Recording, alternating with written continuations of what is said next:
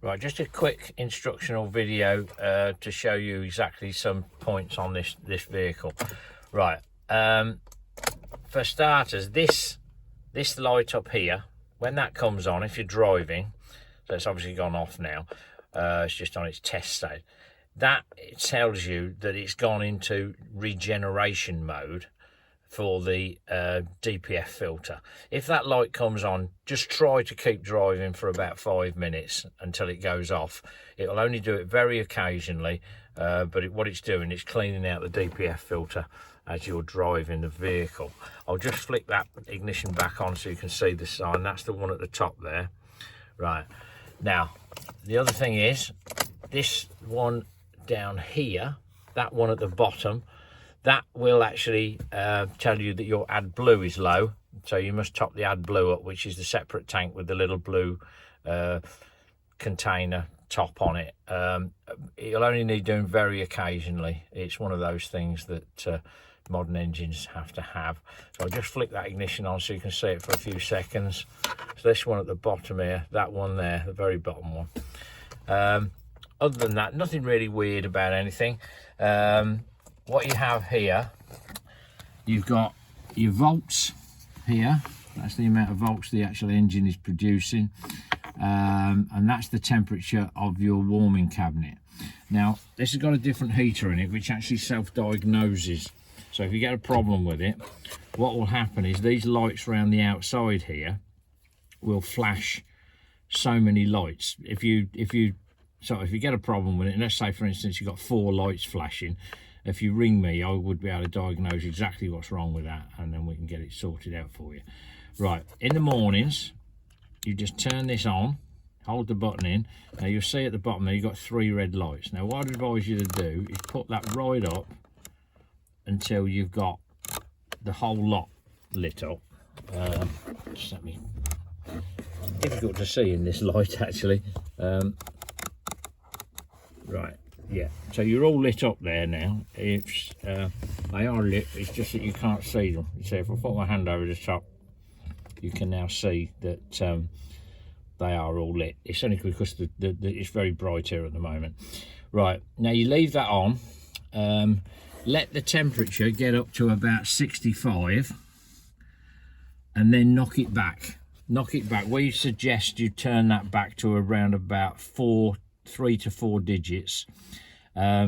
You might find during the day that you'll need to maybe knock it up a bit, depends on how many times you open the door.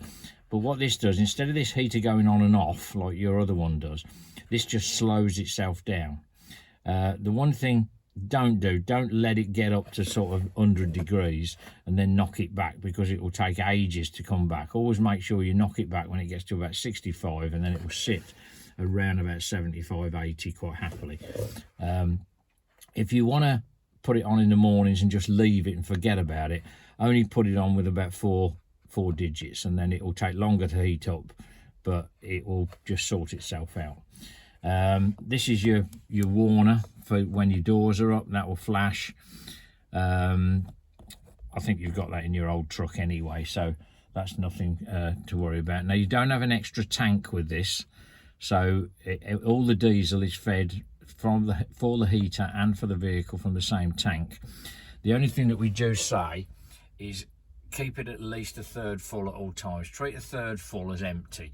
The reason that is the pipe that goes down to take the diesel for the heater, we can't put that to the bottom of the tank because it would pick up all the muck, and it's got a very small hole in it, and obviously if you park at an angle and things like that, you'll get air in the system. So just make sure you don't let it go, like you can go down to 1/4 full, but don't go any lower than that. That's that side. This is a 6-speed vehicle, much more economical than your DFSK that you've got at the moment, and it's got a very big tank, so you know you more likely only have to fill it up once a week anyway. Right, this is your chiller up here, and it's very simple to use. You just press the button and hold it in, and then that will come on, and when you finish the day you just press the button and it will go off. As simple as that. You don't have to worry about anything else at all on that. I'll just go outside and show you the rest of little bits. Right, you can hear the heaters kicking in now. Right, door handles on this twist the opposite way to your DFSK to open. So just one of those things. Your hand wash, same as what in your other one. You've got that there. There's your thing. So this is all brand new. You've got a nice little ambient area here now where you can put your blue roll and all your little bits and bobs that you normally got running around in the cab. Right, on the other side,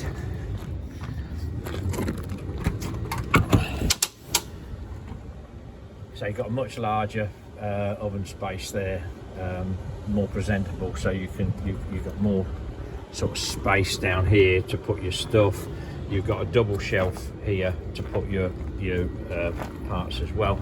You've also got a cold blind, so in the mornings when you've done your cold, you can put that down and that just sort of sits there like that, and when you don't want it, just let it go back up. You've got handles there as well for the shorter ladies to pull the doors down. So it's one fuel, there's your diesel, there's your AdBlue. Your AdBlue can be got from any petrol station now. All lorries have to have it, all diesel commercials have to have it to keep the environment nice. Say when that warning light comes on, you've normally got a little bit of time anyway. It's not desperate, but it'll only use a very small amount of that for the job you're doing. So just go around and show you the vehicle.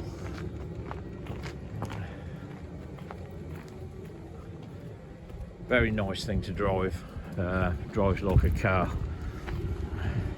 The other thing you've got on this, I'll just get the key so I can show you what you do. You've got an electric plug-in on this vehicle. So the electric plug-in is so you don't need to have the vehicle ticking over in the morning to have the heater on. Obviously your chiller will only work with the engine running, but that will knock down very quickly. So what you've got in the back here, you've got a lead which you can put into a 13 amp plug, and what this will do, this will keep the vehicle charged while you're loading, so it will supply enough electricity for the heater and for the lights and things like that, so you're not going down on power. I'd be very careful with batteries on modern vehicles. They have what they call a smart alternator, and if you get a battery that goes really flat, strangely enough it will never charge itself up properly unless it's independently charged. So it's one of those things, what foible with a modern vehicle, unfortunately. So that's it, we've just got to give it a final tickle, and then I'll be delivering it down to you tomorrow. Okay, thank you.